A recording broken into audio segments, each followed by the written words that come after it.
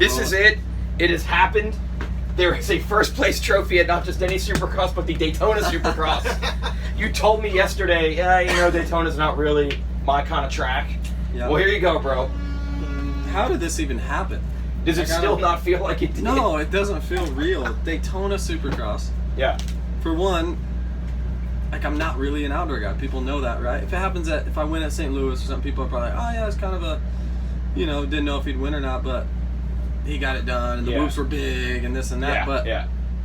I just was telling people this week that I need to get better late in the race, during main events, because people are like, oh, how did you win that first 10? Why can't you just do that for another 10? Yep. I feel like I can, but by the time the main event starts, on a real main event, the track's so gnarly that I need to set my bike up better for that, and I did this week. I went to a little bit different setting, just a little softer. Oh, okay. And here we are, one Daytona. What the heck? So the bike changed. There is a tangible thing, because you were on it in the heat race and everything. Yeah, we just went to a little bit softer setting.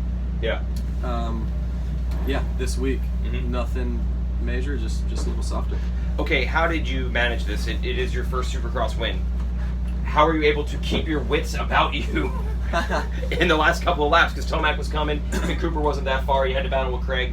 How did you maintain your composure? Well, honestly, I think it was good that Tomac was catching me, because I got plus 10. Berluti gave me plus 10 at one point in the race. I was like, all right, just kind of manage that. Yeah. And then me and Cooper kind of yo-yoing, and I felt good about. I didn't think he would catch me. Yeah. And then Eli got into second, and I was like, oh, he's coming. There was one lap where he caught me a lot. Yeah. And then I answered, I was like, you got to throw down. I think there's 4 or 5 to go or something. And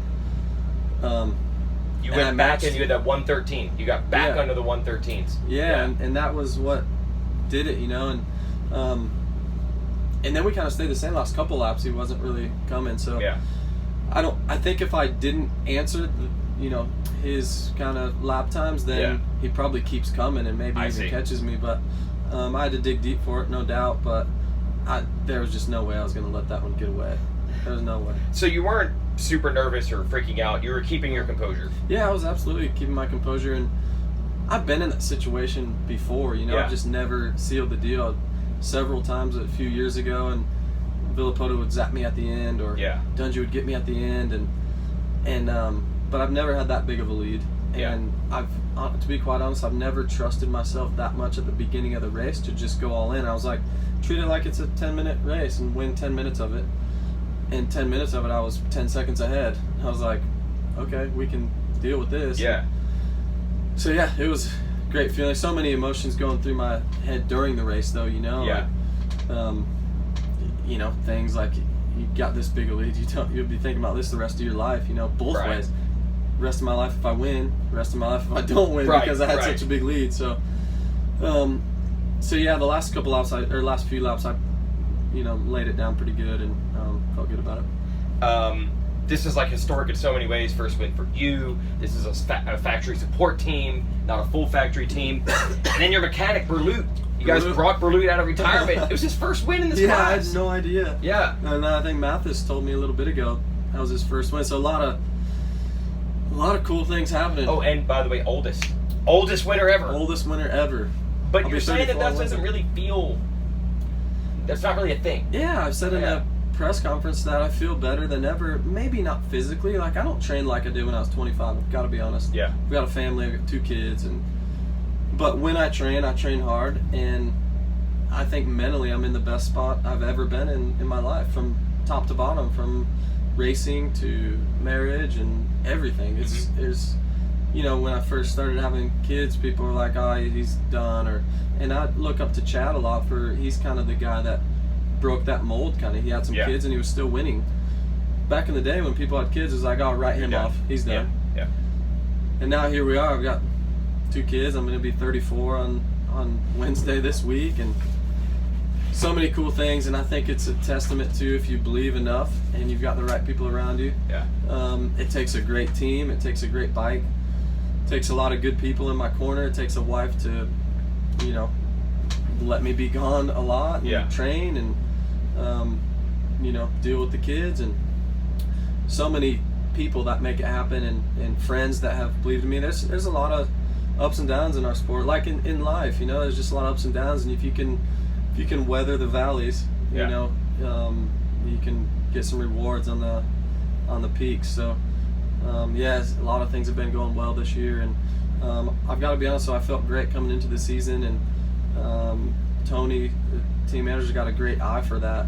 With last year, you know, I wasn't riding that good, and at the test tracks I was I ride with Cole Seeley a lot, and there was never a day that I could be quite as good as him, and it was really frustrating. And this year there was days where I just felt great. I would go to any track and feel really good, and I hadn't hardly changed anything on the bike, and so it takes a lot of people to make this happen, and I just still can't believe it's Daytona though. It's just so cool to go, to break the record for oldest, to be in the record book for Daytona. It's pretty neat. The team their first win. Man, Mike Genova, I wish he was here, but the guy's awesome. He's believed in me, and it's cool, man. Tony Alessi, the team manager, the guys, I've said it 100 times, but he's a racer's, you know, team manager. Yeah. And if I need something, he goes to bat for it. And we were actually talking about earlier, him and I were sitting in my shop at Club MX 3 or so years ago, and he felt like I knew what I wanted. Yeah. And he was the guy that could give me what I wanted and put that program together, and here we are. It worked. There's going to actually be some celebrating, I heard tonight. So I know you have a pretty strict program. Yeah. But you guys are going out. These guys. What's up, guys? Yeah. These guys are going out. Celebrating is happening. You're going out for wings. You're going out for wings. Absolutely, wings. Going out for wings. Everybody's going for wings. That's a tradition.